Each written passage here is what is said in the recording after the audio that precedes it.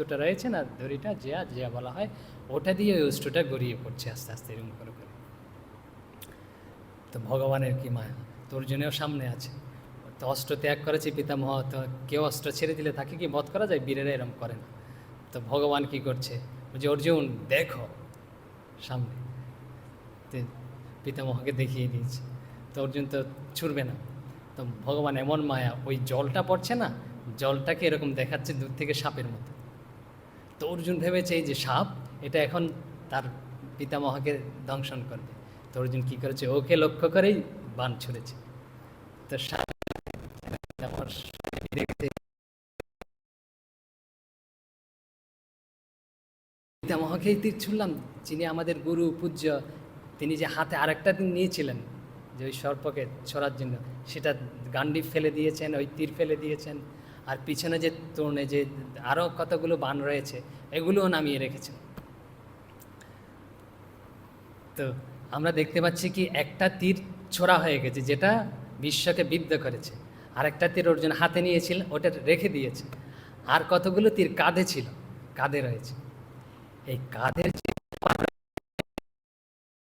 একটা হচ্ছে সঞ্চিত কর্ম, আর একটা হচ্ছে ক্রিয়মান কর্ম, আর একটা প্রারব্ধ কর্ম। এই যে কাঁধের তীরগুলো হচ্ছে সঞ্চিত কর্ম, এরকম আমাদের হাজার হাজার জন্মের কর্ম আমাদের সব সঞ্চিত রয়েছে এরকম, যেটা একটা শরীরে ভোগ করা যায় না।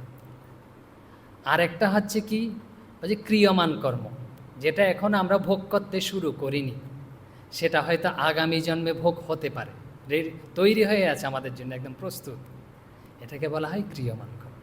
আর একটা হচ্ছে প্রারব্ধ কর্ম, আর যেটা আমাদের শুরু হয়ে গেছে, আমরা ভোগ করছি, এই শরীরেই ভোগ কর্ম।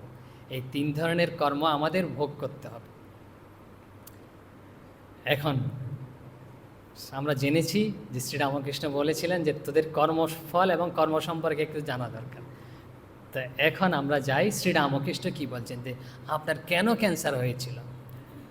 তো শ্রীরামকৃষ্ণ নিজেই বলছেন, শ্রীরামকৃষ্ণ তখন শ্যামপুকুরের বাটিতে রয়েছে, গলায় রোগ হয়েছে, যন্ত্রণা এসব। তো তিনি বলছেন যে তিনি দেখছেন একদিন তার স্থূল শরীর যেটা আমাদের রয়েছে সেটা পড়ে রয়েছে, আর সেখান থেকে সূক্ষ্ম শরীরটা বেরিয়েছে, সূক্ষ্ম শরীরটা বের হয়ে চারিদিকে পর্যবেক্ষণ করে দেখছে। তো তখন তিনি দেখছেন, শ্রীরামকৃষ্ণ বলছেন যে দেখলুম তার পিঠময় ঘা হয়েছে, মানে হচ্ছে শ্রীরামকৃষ্ণের সূক্ষ্ম শরীর যার পিঠে, সম্পূর্ণ পিঠে ঘা হয়েছে। বলছে ভাবছি কেন এমন হলো, আর মা দেখিয়ে দিচ্ছেন